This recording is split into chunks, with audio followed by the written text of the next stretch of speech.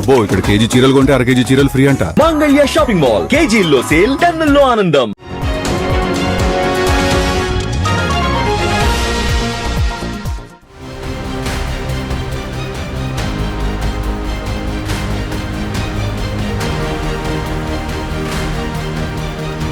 Etela రాజేందర్కి BJP high command కళ్ళు తిరిగిపోయే shock ఇచ్చింది. 2028 తెలంగాణ ఎన్నికల్లో ముఖ్యమంత్రిగా బీసీ అభ్యర్థి ఉంటాడని, పార్టీ అధ్యక్ష పదవి కూడా బీసీ నాయకుడైన ఈటల రాజేందర్కి కట్టబెడతారని జరిగిన క్యాంపెయిన్కు బీజేపీ గ్రాండ్ ఫుల్ స్టాప్ పెట్టింది. దాదాపు అధ్యక్షుడు అయిపోయాను అనుకుని బాధ్యతలు చేపట్టడానికి సిద్ధమవుతున్న ఈటలకు ఎటూ పాలుపోని పరిస్థితి ఏర్పడింది. తెర వెనుక చక్రం తిప్పిన కిషన్ రెడ్డి, లక్ష్మణ్ లాంటి వాళ్లు రామచంద్రరావుని తెరపైకి తీసుకువచ్చి అతన్ని రాష్ట్ర అధ్యక్షుడిని చేశారు.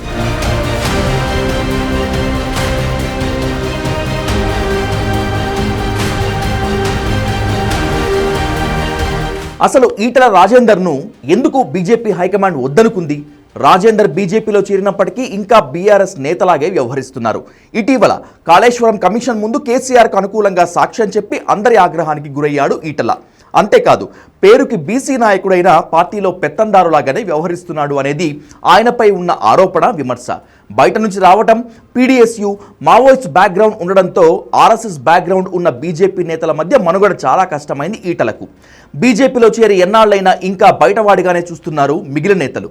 అంతేకాకుండా ఏ ఉద్యమం చేసినా, ఆందోళన చేసినా మిగతా వాళ్లతో కలవకుండా తనకంటూ ప్రత్యేక కోటరీ ఏర్పాటు చేసుకుని పార్టీ కన్నా తన ఉనికి కోసమే ఈటల పనిచేసుకుంటున్నారు అనేటువంటిది పెద్ద ఆరోపణ. పార్టీని నమ్ముకున్న వాళ్లను కాదని బయట నుంచి వచ్చిన నేతలను అధ్యక్ష పదవి కట్టబెట్టడం, మిగిలిన వాళ్ల మనోభావాలను దెబ్బతీయటం అవుతుందని బీజేపీ హైకమాండ్ భావించింది. అందుకే ఈటలను పక్కన పెట్టింది.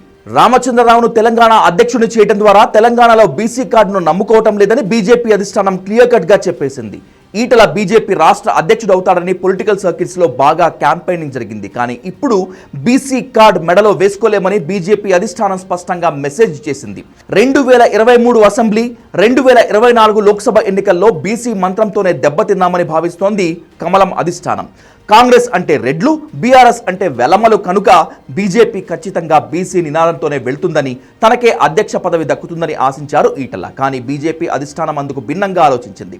పార్టీ లాయలిస్ట్గా ముద్ర ఉన్న రామచంద్రరావుకే అధ్యక్ష పదవిని కట్టబెట్టింది. తద్వారా బీజేపీ కేవలం బీసీలపైనే ఆధారపడి పార్టీ నడపదని స్పష్టం చేసింది.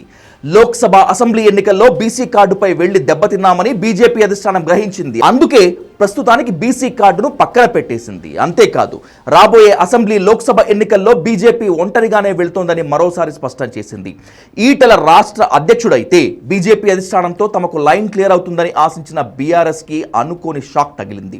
బీఆర్ఎస్ నేత, మాజీ మంత్రి హరీష్ రావుతో ఈటలకు అత్యంత సన్నిహిత సంబంధాలున్నాయి. అందుకే ఆయన ఇప్పటికీ టీఆర్ఎస్ నేతగానే వ్యవహరిస్తున్నాడని, భవిష్యత్తులో ఈటల అధ్యక్షుడైతే బీఆర్ఎస్కి బీజేపీకి మధ్య బంధం ఉందని జనం అపోహపడే అవకాశం ఉందని కూడా గ్రహించి ఆ పార్టీ జాగ్రత్త పడింది. ఇలా చివరికి తన సొంత వ్యవహార శైలి వల్లే ఈటల రాజేందర్ బీజేపీ అధ్యక్ష పదవిని అందుకోలేకపోయారు అనేది వాస్తవం.